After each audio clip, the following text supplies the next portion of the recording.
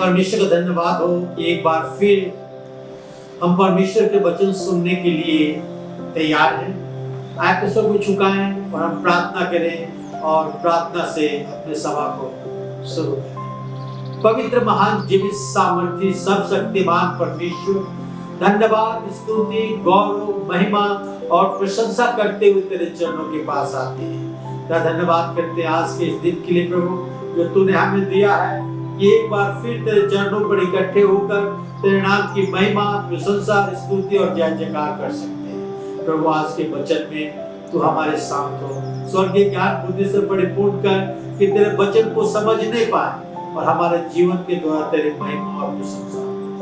जितने भाई बहन इस वचन को सुन रहे हैं, उनमें से प्रत्येक को तेरे हाथ में सौंपते हैं प्रभु, उन्हें बहुतायत से आशीर्वाद कर प्रभु यीशु ख्रिस्ट के द्वारा, आमीन।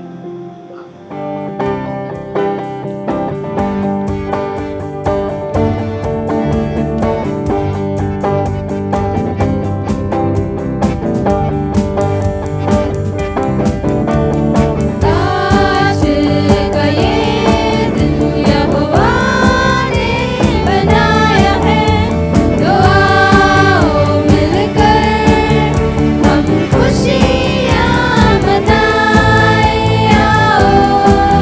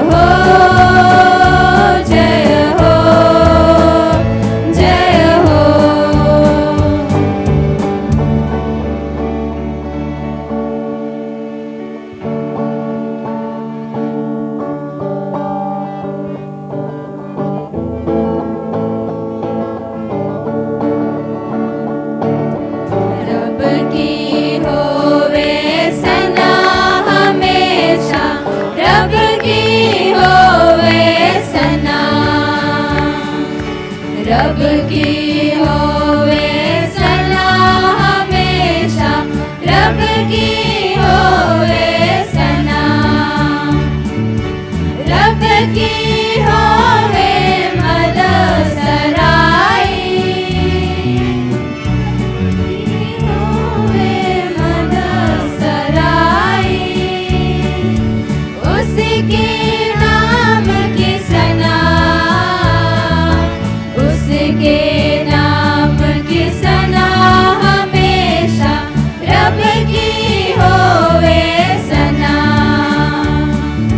रब की होवे सना हमेशा, रब की होवे सना, रब के घर में होवे शिताई, रब के घर में होवे शिताई, उसकी हमद हो सना, उसकी हमद हो सना हमेशा, रब की होवे सना, रब की होवे सना हमेशा, रब की होवे सना, कामों में है वो कैसा कादिर, कामों में है वो कैसा कादिर, उसकी कुदरत बता, उसकी कुदरत बता हमेशा, रब की होवे सना, रब की होवे सना हमेशा, रब की होवे सना, जाएंगे जोर से फूको नरसिंगे, जाएंगे जोर से फूको नरसिंगे, बरबत बीन बजा, बरबत बीन बजा हमेशा, रब की होवे सना, रब की होवे सना हमेशा, रब की होवे सना, तार साजों पर रागीन छेड़ो, तार साजों पर रागीन छेड़ो, डफ और तबल बजा, डफ और तबल बजा हमेशा, रब की होवे सना, रब की होवे सना हमेशा, रब की होवे सना, बांसुरी पर सुना सुरे सुरीली, बांसुरी पर सुना सुरे सुरीली, झन झन झांझ बजा, झन झन झांझ बजा हमेशा, रब की होवे सना, रब की होवे सना हमेशा, रब की होवे सना,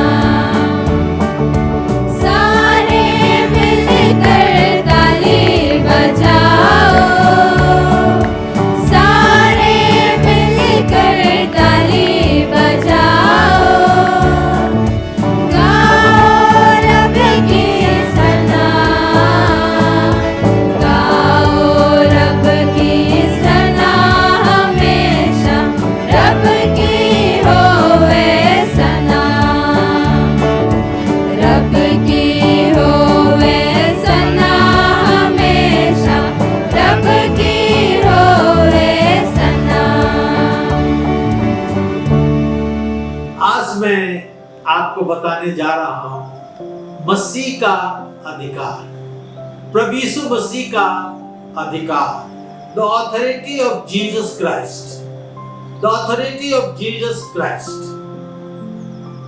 आपको जानना है कि प्रत्येक व्यक्ति किसी न किसी अधिकार के अधीन रहते हैं। जैसे बच्चे अपने माता पिता के अधिकार के अधीन रहते हैं, अपने माता पिता के कहना को मानते हैं।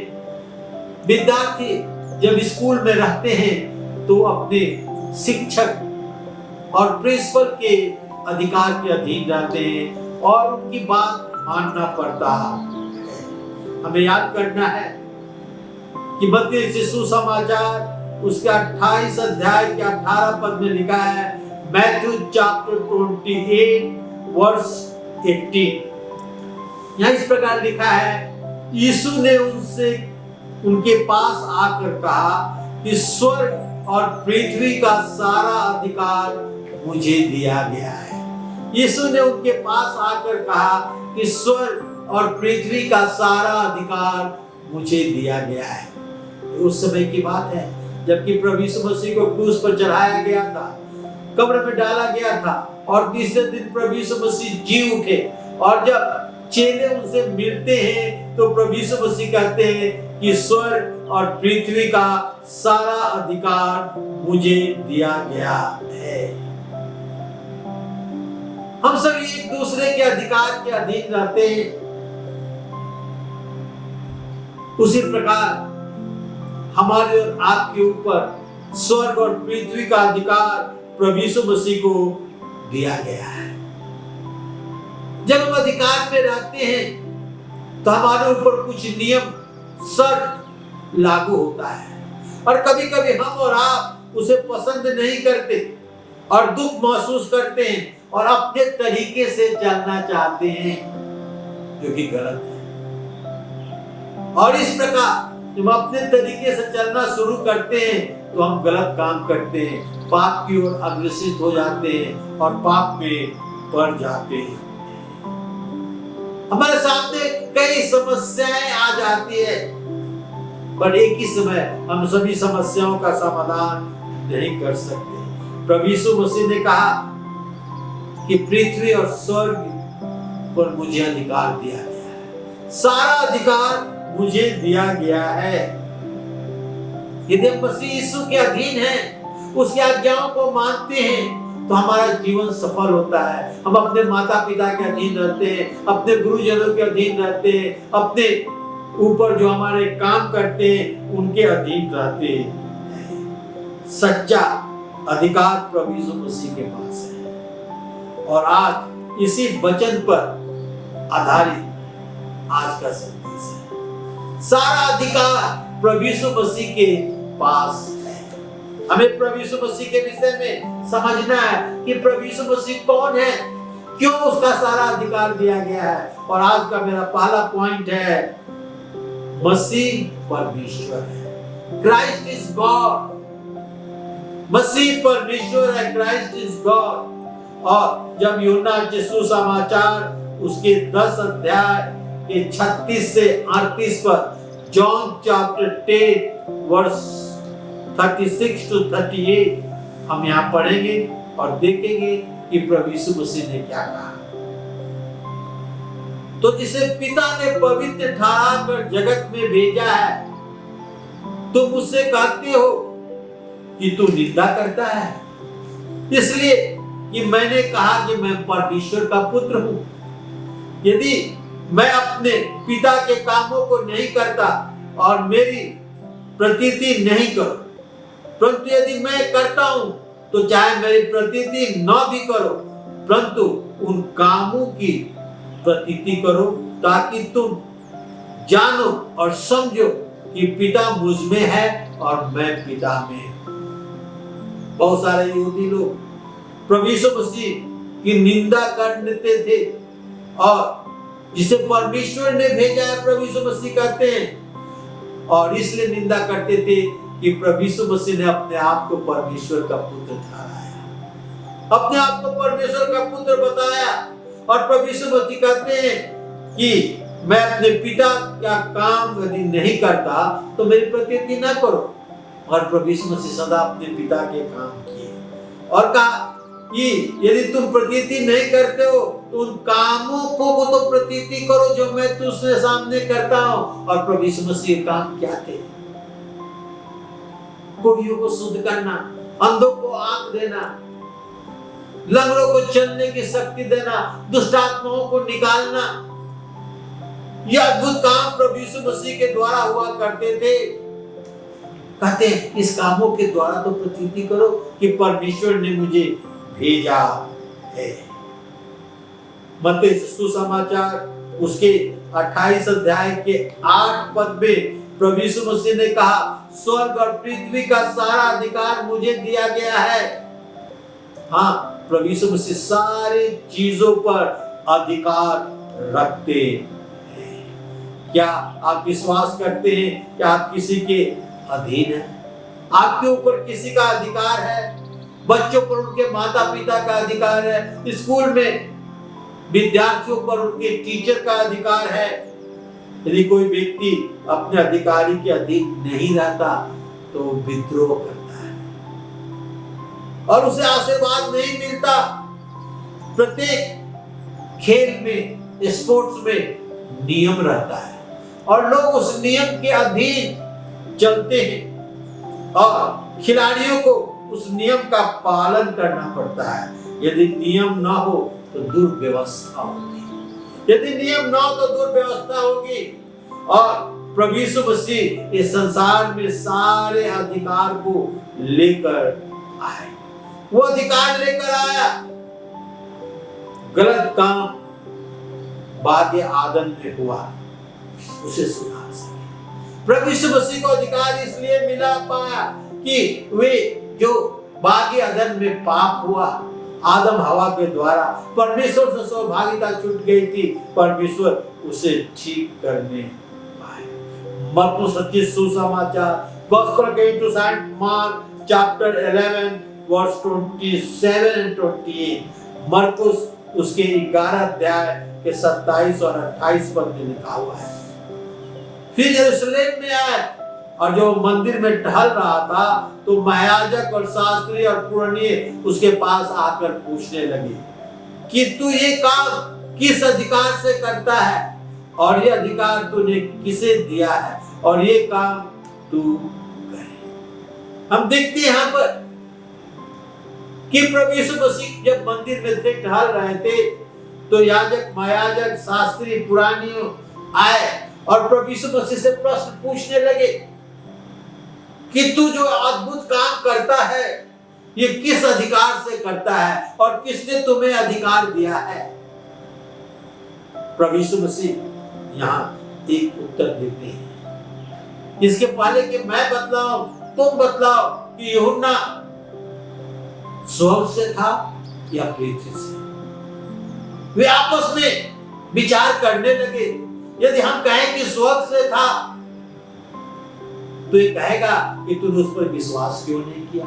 यदि हम कहें कि पृथ्वी पर से था तो यहाँ जितने लोग हैं उसे भविष्यवक्ता मानते थे, वो हम पर पथरवाह करेंगे, हमारे विरुद्ध हो जाएंगे। उन्होंने कहा कि हम नहीं जानते। प्रभु यीशु मसीह ने कहा कि मैं तुम्हें नहीं बताता कि मैं किस अधिकार से ये काम करता। प्रभु यीशु मसीह अगुवाओं के प्रश्नों के दबाव में नहीं आए। धार्मिक अगुवा जानते थे कि प्रभु क्या कर रहे हैं और किस अधिकार से काम कर रहे हैं और वो कौन है, परंतु प्रभु के अधिकार को स्वीकार करना नहीं चाहते थे। ये धार्मिक अगुवे जो याजक, महायाजक, पुरानिये, शास्त्री थे, ये प्रभु यीशु मसीह के अधिकार के अधीन नहीं रहना चाहते थे। जब कोई प्रभु की यीशु के अधिकार को स्वीकार करता है तो मसीह को स्वीकार करता है और मसीह के अधीन हो जाता है। धार्मिक गुरुओं को ये स्वीकार नहीं था। मरकुस 11 अध्याय 27 से 33 पर यरूशलेम में आए, जो मंदिर में टहल रहा था तो महायाजक और शास्त्री और पुरनिये उसके पास आकर पूछने लगे, तू किस अधिकार से काम करता है? यह अधिकार तुझे किसने दिया है ये काम करे? यीशु ने कहा, मैं तुमसे एक बात पूछता हूँ, उत्तर दो तो मैं तुझे बताऊंगा कि मैं किस अधिकार से करता हूँ। यूहन्ना बपतिस्मा देने वाला क्या स्वर्ग की ओर से था या मनुष्यों की ओर से था? मुझे उत्तर दो। वे आपस में विवाद करने लगे। यदि हम कहें कि स्वर्ग की ओर से, तो कहेगा तुमने उस पर विश्वास क्यों नहीं की? यदि हम कहें कि मनुष्यों की ओर से, तो लोग के डर के मारे, क्योंकि सभी जानते थे कि यूहन्ना सचमुच भविष्यवक्ता है। उन्होंने उत्तर दिया कि हम नहीं जानते। यीशु ने उनसे कहा, मैं भी तुमको नहीं बताता कि मैं ये काम किस अधिकार से करता हूं। प्रभु यीशु मसीह को मालूम था कि इन शास्त्री पुरानियों याजकों को मालूम है मेरा अधिकार, कि मैं परमेश्वर की ओर से आया हूं। याद रखे, अधिकार स्वीकार करना अक्सर आसान नहीं होता। हम अपना मनमानी करना चाहते हैं, हम अपने तरीके से चलना चाहते हैं, मगर परमेश्वर ने प्रभु यीशु मसीह को इस संसार में भेजा पृथ्वी और स्वर्ग का अधिकार देकर। मनुष्य बहुधा प्रूफ चाहते हैं कि आप अधिकारी बनने के योग्य हैं कि नहीं, आप अधिकारी बनने के योग्य हैं कि नहीं। क्या आप यूं ही अधिकार जताते हैं? यूहन्ना के सुसमाचार उसके 10 अध्याय के 30 से 38 पद हम पढ़ेंगे। यहाँ लिखा है, मैं और मेरा पिता एक है। प्रभु यीशु मसीह ने कहा कि मैं और मेरा पिता एक है। यहूदियों ने उसे पथरवाह करने को फिर पत्थर उठाया। इस पर यीशु ने उनसे कहा, मैं तुमसे अपने पिता की ओर से बहुत भले काम किए, उनमें से किस काम के लिए तुम मुझे पथरवाह करना चाहते हो? यहूदियों ने उत्तर दिया कि भले काम के लिए हम तुझे पथरवाह नहीं करते, परंतु परमेश्वर की निंदा और इसलिए कि तू मनुष्य का पुत्र होकर परमेश्वर को अपना पिता बनाता है। यीशु ने उत्तर दिया, क्या तुम्हारी व्यवस्था में नहीं लिखा है कि मैंने कहा कि तुम ईश्वर हो? यदि उसने तुम्हें ईश्वर कहा, तो जिसके पास परमेश्वर का वचन है और पवित्र शास्त्र की बात लोप नहीं हो सकती, तो जिसे पिता पवित्र ठहराकर जगत में भेजा, तुम उसे कहते हो कि तू निंदा करता है।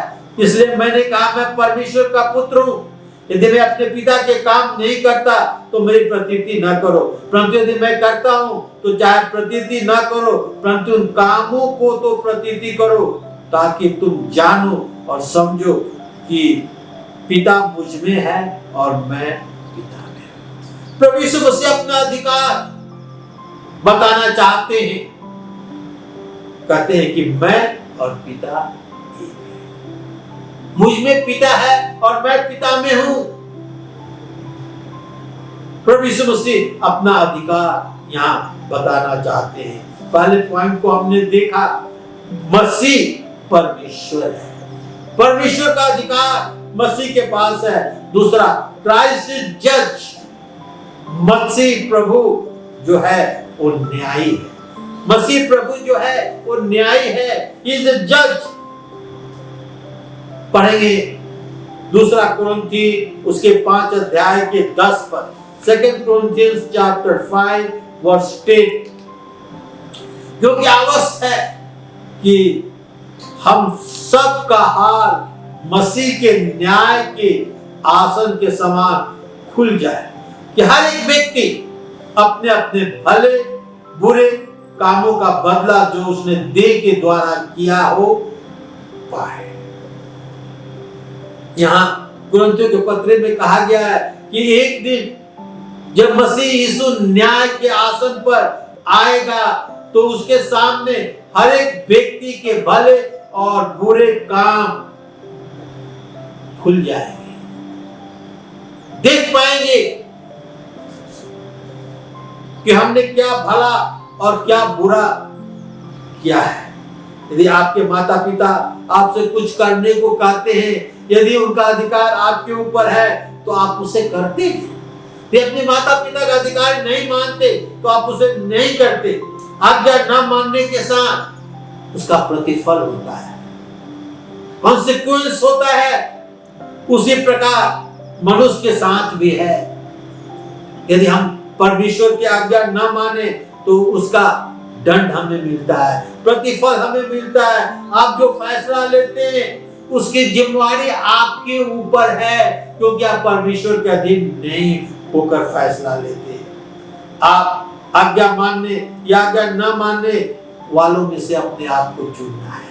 क्या परमेश्वर की आज्ञा को आप मानेंगे या परमेश्वर की आज्ञा को नहीं मानेंगे, ये आपको चुनना है।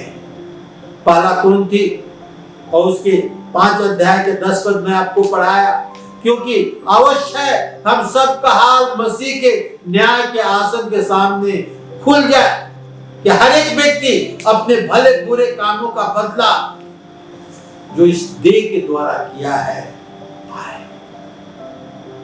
मसीह के सामने जब हम खड़े होंगे तो हम कैसे खड़े होंगे?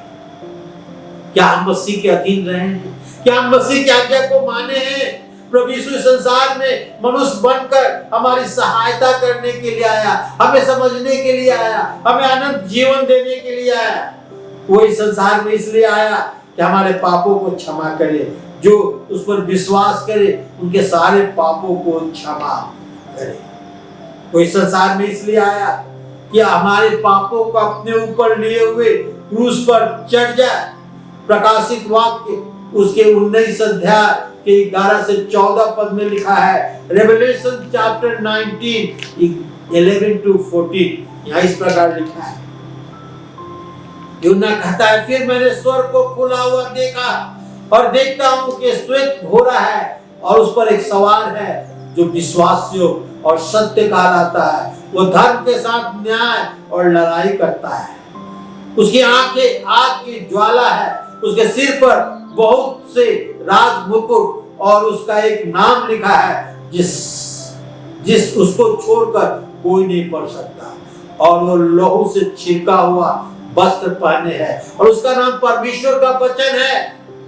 और स्वर्ग की सेना श्वेत घोड़े पर सवार और श्वेत और शुद्ध मलमल पहने हुए उसके पीछे पीछे।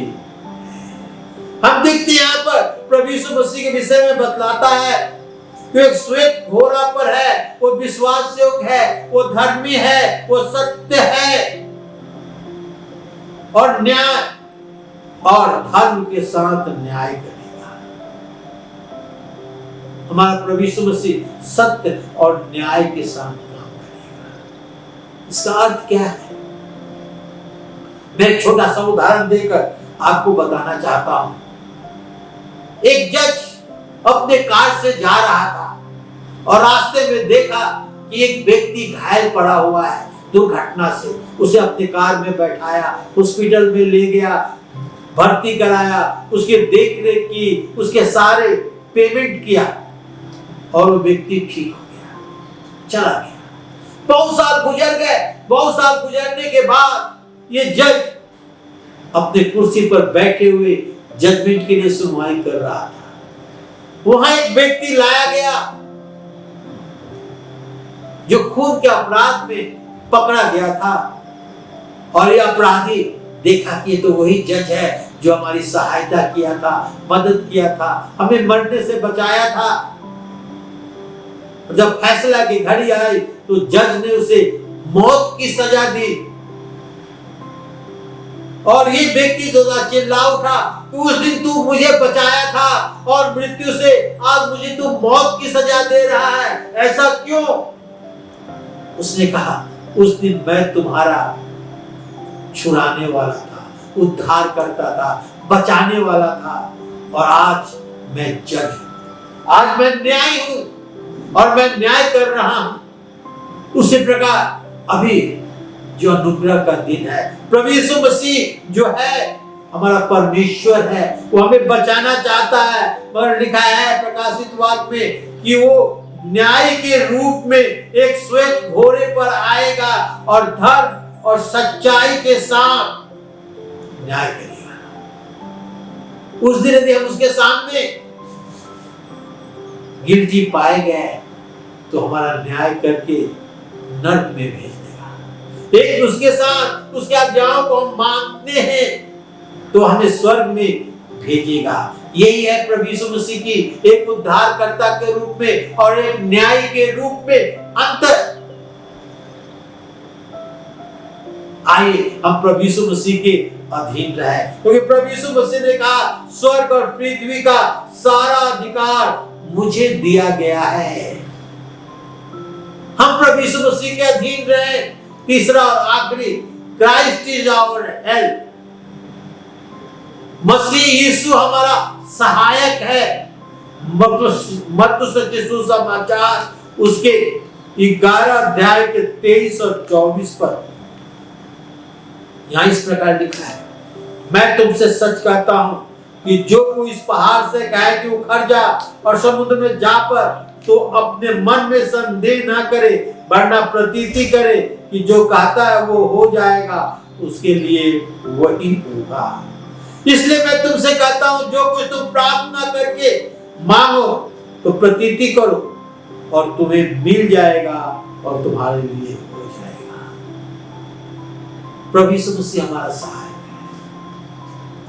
कहता है कि विश्वास करो और संदेह न करो, तो इस पहाड़ से भी कहोगे उखड़ जा और समुद्र में जा पर, तो तुम्हारे लिए हो जाएगा। और जो कुछ तुम विश्वास से मांगोगे वो तुम्हारे लिए हो जाएगा। तुम विश्वास करो और मांगो, वो तुम्हारे मिल जाएगा और तुम्हारे लिए हो जाएगा। प्रभु यीशु मसीह हमारी सहायता करने के लिए आया। प्रभु यीशु मसीह ने कहा, मेरे नाम से जो कुछ तुम मांगोगे वो तुझे मिलेगा। प्रभु यीशु मसीह हमारी और आपकी सहायता करने के लिए इस संसार में आए कि परमेश्वर की महिमा और प्रशंसा हमारे जीवन के द्वारा होने पाए। प्रभु यीशु अपना अधिकार हम पर इसलिए नहीं जताता कि वो अपने नियंत्रण में हमें करे, चालाकी से, गलत रास्तों से नहीं, परंतु वो हमें स्वतंत्र कर सके, हमें आजाद कर सके हमारे पापों से, हमारे गलत विचारों से। इसलिए वो हम पर अधिकार जताना चाहता है। क्या आप अपने माता पिता या अपने मित्र या अपने शिक्षक के से झूठ बोलते हैं? यदि आप झूठ बोलते हैं तो याद रखें ये आपके हक में नहीं है। आप सोचते होंगे इससे मेरी भलाई होगी, लेकिन नहीं, आप अपने आप को गलत रास्ते पर ले जा रहे हैं। परंतु जितना अधिक आप झूठ बोलेंगे उतना अधिक आपकी खराबी होगी। मगर प्रभु यीशु मसीह इसलिए आप पर नियंत्रण करना चाहता है, इसलिए आपके अधीन रहना चाहता है, आपके अधीन आपको रखना चाहता है कि वो आपको आजाद कर सके। प्रभु के बाद यहूदी विश्वास नहीं करते थे, इसलिए उन्होंने पूछा, तू किस अधिकार से ये काम करते हो? प्रभु यीशु स्वयं यहूदी थे और उनके विचारों को जानते थे, उनके सोच विचार को जानते थे। फिर भी प्रभु यीशु ने कहा कि वे गुलाम हैं।